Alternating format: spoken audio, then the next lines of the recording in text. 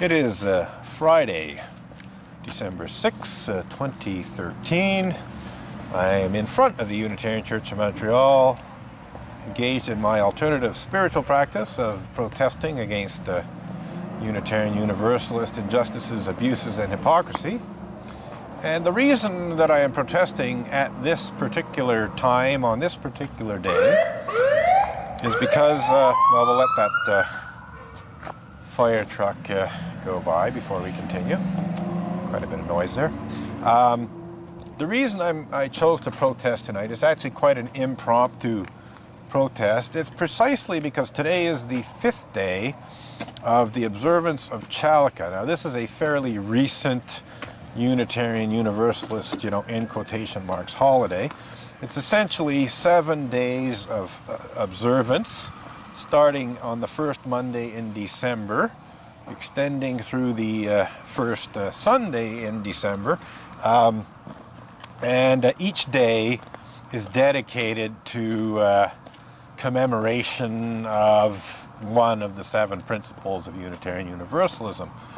So tonight it's the 5th principle, which calls for affirming and promoting the right of conscience and use of the democratic process in Unitarian Universalist congregations and in society at large.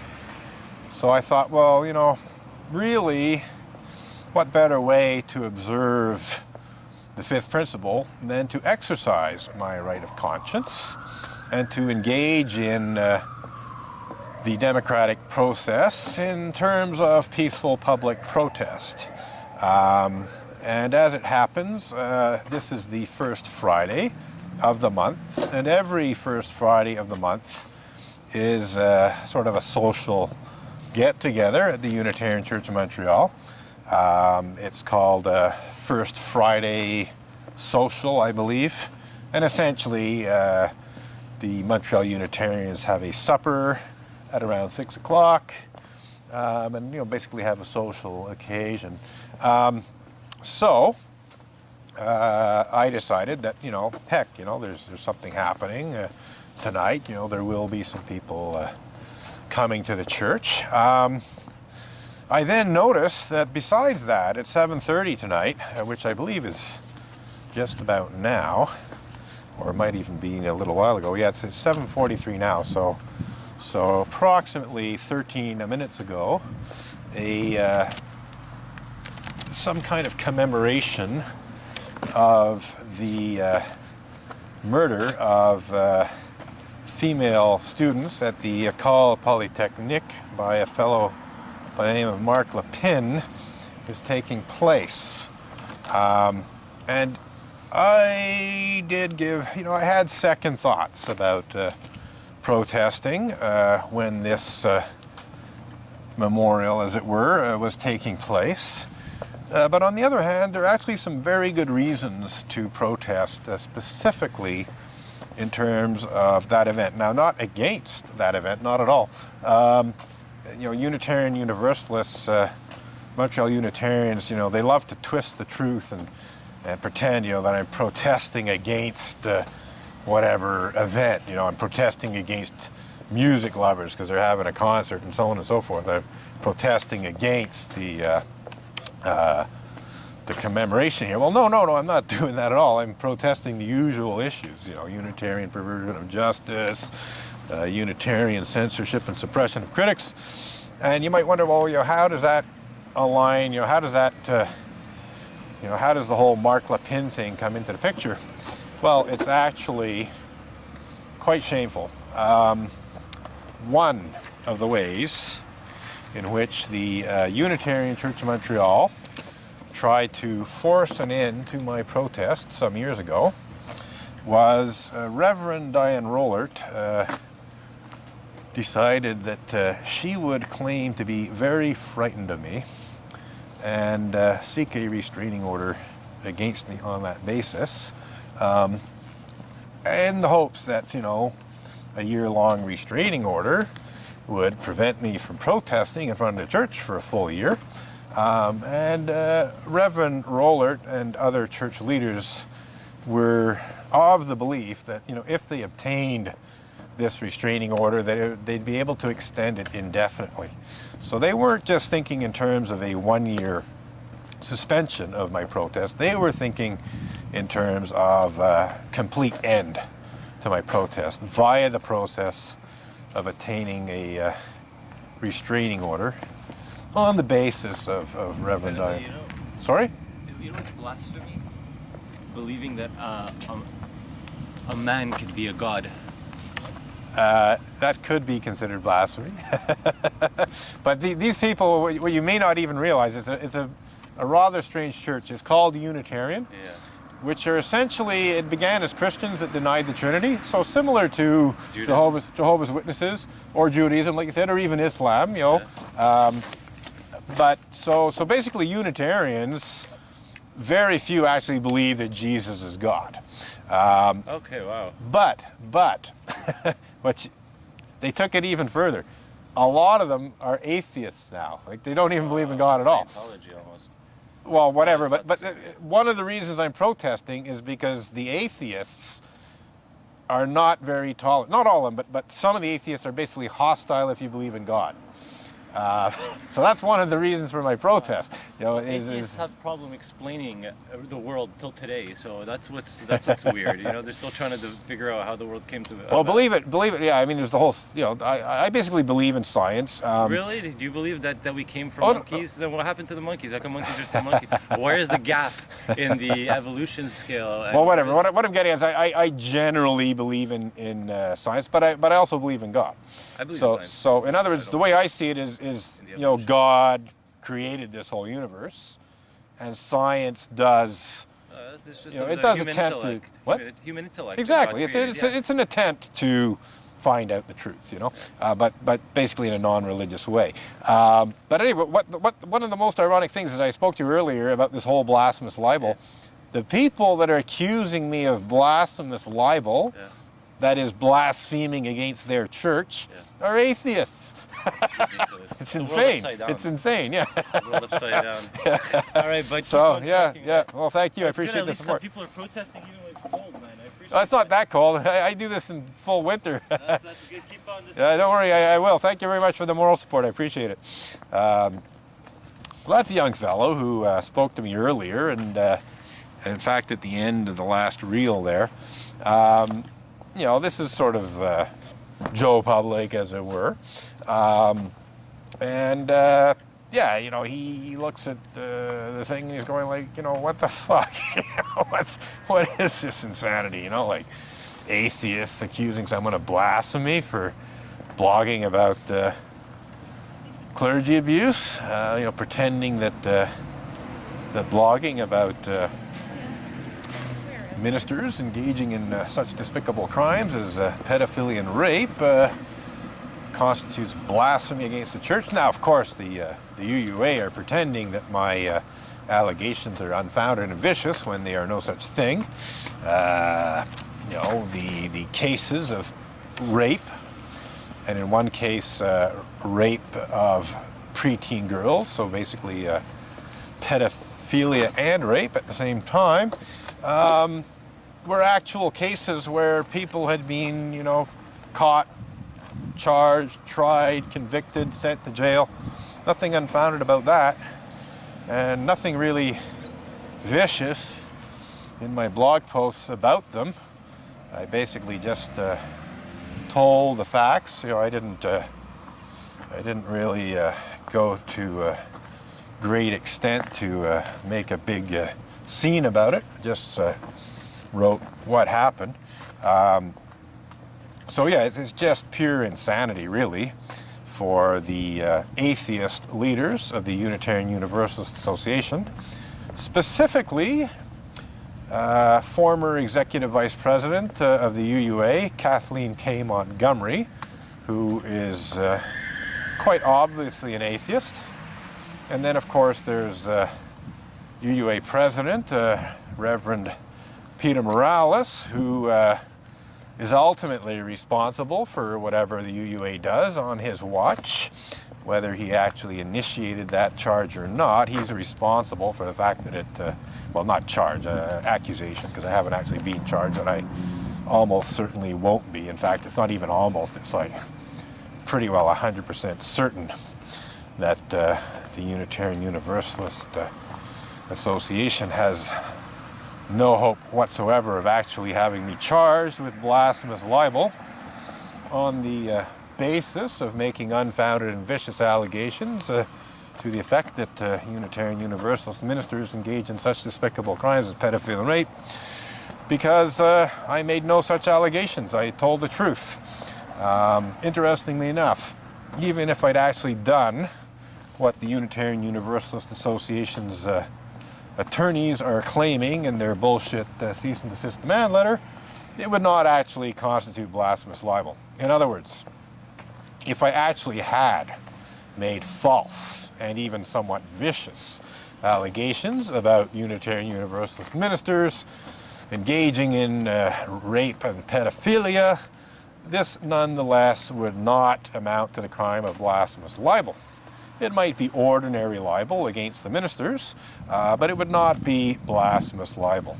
The crime of blasphemous libel is basically attacking the church itself, attacking the most deeply held beliefs of the church.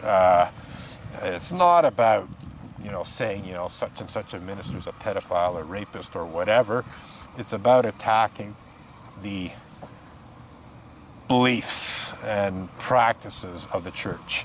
So unless engaging in such despicable crimes as pedophilia and rape was some kind of Unitarian Universalist religious right, I could not be accused of blasphemous libel for criticizing it.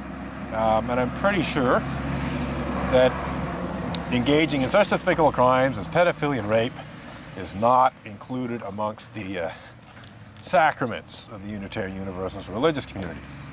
So on that note, we will wrap up that subject, and we'll get back to explaining why we're protesting tonight, precisely at this time.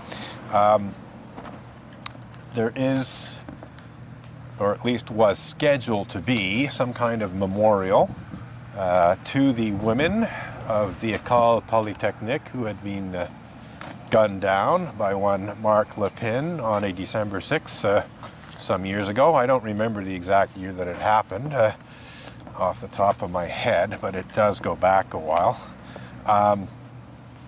So, basically, I didn't come here for that specific purpose. I came because it's the 5th day of Chalica, and I also knew that there was a social supper at 6 o'clock tonight. But as it happens, another event that is taking place tonight, or was scheduled to take place tonight, is this, good evening, yeah. It was this memorial, as it were, or commemoration of this murder of young women at the Polytechnique. And as I said, I did have thoughts about, whether or not I should protest when this event is taking place. It could seem somewhat unseemly, but I am not protesting against that event at all. I am protesting the usual reasons for my, why I'm protesting here, and the main one tonight being the fact that the Unitarian Universalist Church does incredibly stupid things to try to prevent me from exercising my right of conscience, which goes to extreme lengths to try to prevent me from engaging in peaceful public protest here. So I'm essentially tonight, more than anything else, protesting against the fact that Unitarian Universalists suppress my right of conscience and actually try to prevent my protest. Peaceful public protest is part of the democratic process. It's one of the last resorts of the democratic process. And yet, the leadership of the Unitarian Church of Montreal has misused and abused the Canadian Criminal Code on 2 occasions to try and shut down this protest. And the second occasion was when Reverend Diane Rollert, who is the current minister of the Unitarian Church of Montreal, who is presumably involved in this commemoration of the murder of young women by one Marc Lepine, she sought a restraining order against me, claiming to be very frightened of me, claiming that I'd made threats against her when I'd done no such thing, and claiming that I'd screamed at her when I'd done no such thing. Reverend Rollert never, to the best of my knowledge, actually accused me of being the kind of guy who would come into the church and shoot people up. But she rounded up other members of the church to support her attempt to obtain a restraining order, the primary purpose of which was, of course, to shut down my protest. It really had very little to do with her actual safety or the safety of church members. It had everything to do with shutting down this protest for at least a year. So, where does the Polytechnic shooting come into this? One of the Montreal Unitarians who made depositions to the police in support of Reverend Diane Rollert's attempt to obtain a restraining order against me, wrote in his deposition that he was very afraid that I was going to come into the church and shoot people to death like a Marc Lepine type shooting. He basically was saying that he was afraid, that I was, one of these crazy gunmen who comes in and blows a bunch of people away. And he even went so far as to say that this was an imminent threat. This is back in 2008.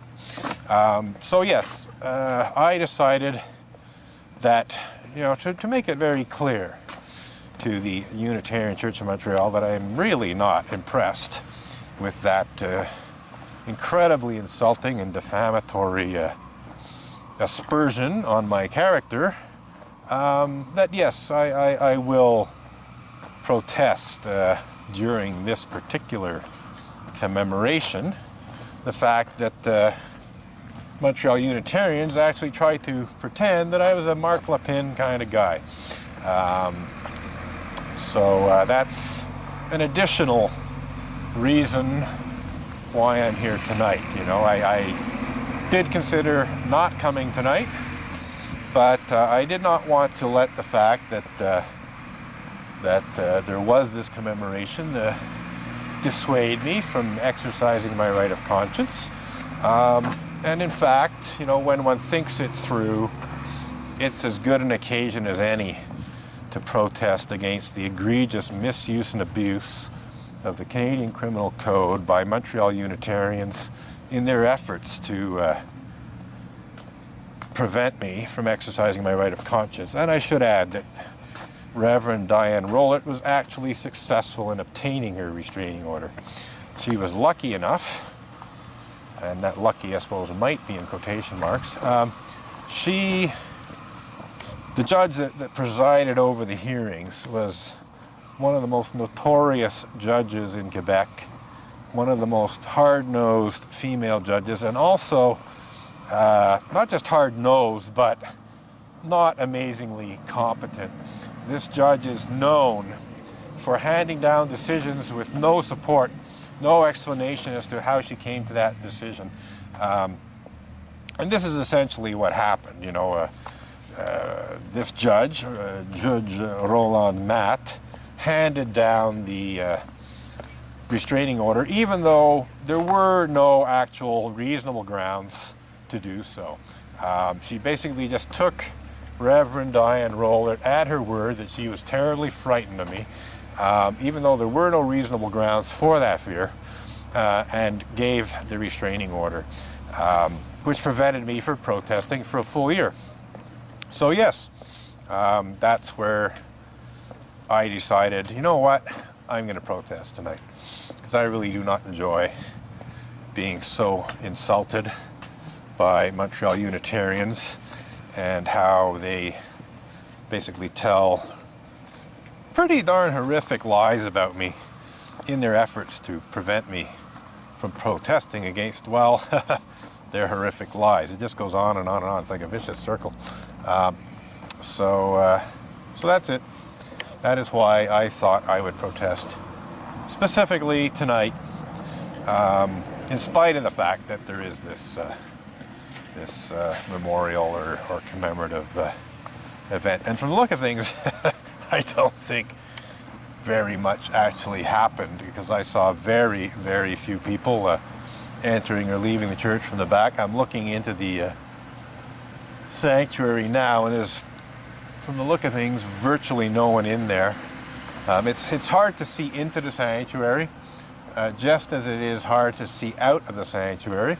In fact, I think I'll just point the camera at the windows here. So here we have the sanctuary is on the other side of those windows. As we can see, there's like 1, 2, 3, 4 slit windows. 2 of them are quite high up. Even the lower level ones are basically over my head level. And then here we have this stained glass window going, the full height of the sanctuary. What I'm getting at here is that I basically cannot be seen outside the church when I'm protesting. The sanctuary, besides not really being able to see me because of these slit windows, I would like to also note that the placement of the chairs is at a 90-degree angle.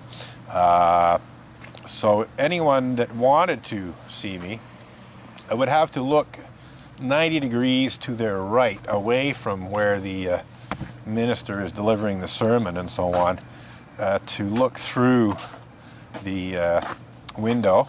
And they probably wouldn't see much anyway. They maybe might see my head go by as I walk past the slit, but that's about it.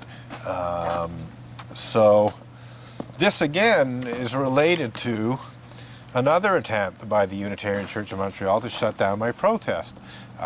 In December 2000, I was arrested on the charge of disruption of church services. There's a section of the Canadian Criminal Code, I believe 176.3 if I remember correctly, which basically prohibits disrupting the order and solemnity of religious services, or a meeting held for religious purpose, if I remember the wording. It also actually prohibits disrupting a meeting held for moral purpose. So it's not just in terms of churches alone, but basically certain types of meetings, it is prohibited to disrupt the order and solemnity of the meeting.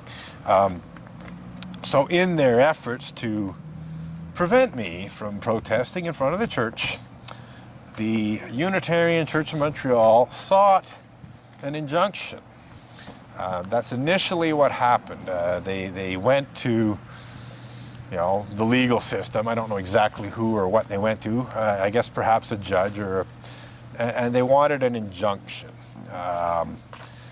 And essentially what they were told was, well, we can't just give you an injunction to shut down this guy's protest, because there's this thing called the Canadian Charter of Rights and Freedoms, which gives him the right to protest. So you can't just get an injunction and shut down his protest. And the church leaders were told that the only circumstance under which they could get an injunction against me was if I was guilty of some criminal act. So what did they do? Well, they started looking through the law books to see what criminal act they could charge me with, so that they could get this injunction to prevent me from protesting. And they had a Queen's Counsel lawyer by the name of Kenneth Howard QC, when you add the acronym for Queen's Counsel to the end of his name. And basically what happened is they found this law, section 176.3 of the Criminal Code, which prohibits disrupting the order and solemnity of church services, And they somehow persuaded a Quebec Crown prosecutor to approve having me arrested and charged with this crime. So one Sunday, early in December of 2000, the first Sunday in December of 2000, I believe it was the 3rd, it might have been the 4th, but anyway, it doesn't matter. It was the first Sunday in December of 2000. I was doing my thing here, and this police car drove up. Police officer got out and informed me that I was under arrest. And when I asked him why, he said it's public nuisance charges.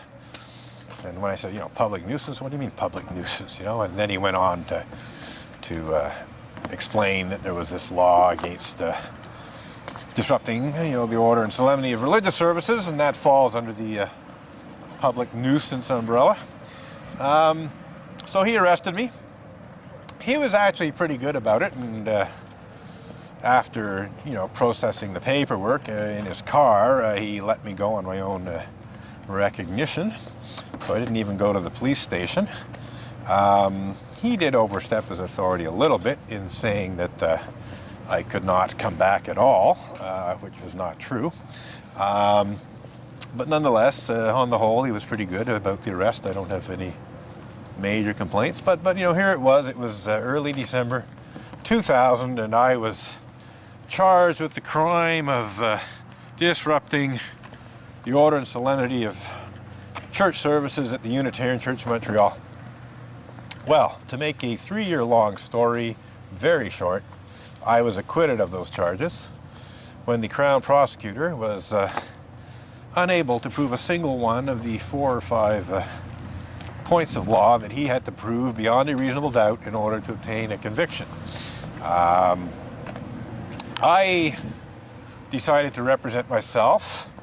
I looked into the law, what it was about, and when I saw how totally bogus the charges were in terms of my actual behavior, I said, I don't need a lawyer for this. It's like such total bullshit. Like the chances of obtaining a conviction are almost zero. So I said, I'll represent myself. If there's some kind of miscarriage of justice and I'm actually convicted, well, at that point, I'll get a lawyer and I'll appeal. But I said, I don't need a lawyer for the first effort to defend myself. And I quite enjoyed representing myself. It was a good learning experience, and it's actually quite enjoyable to personally cross-examine the idiots who are responsible for bringing criminal charges against you, which is what I did. And we're coming back to the windows very soon. These slit windows here that I previously mentioned, here's how you win a criminal trial in about 90 seconds. I am cross-examining one Val Bourdon, one of the church's 2 prosecution witnesses. And looks like the fellow's having a good look at the picket signs here. We might interrupt this. Yeah, it's a big, long story.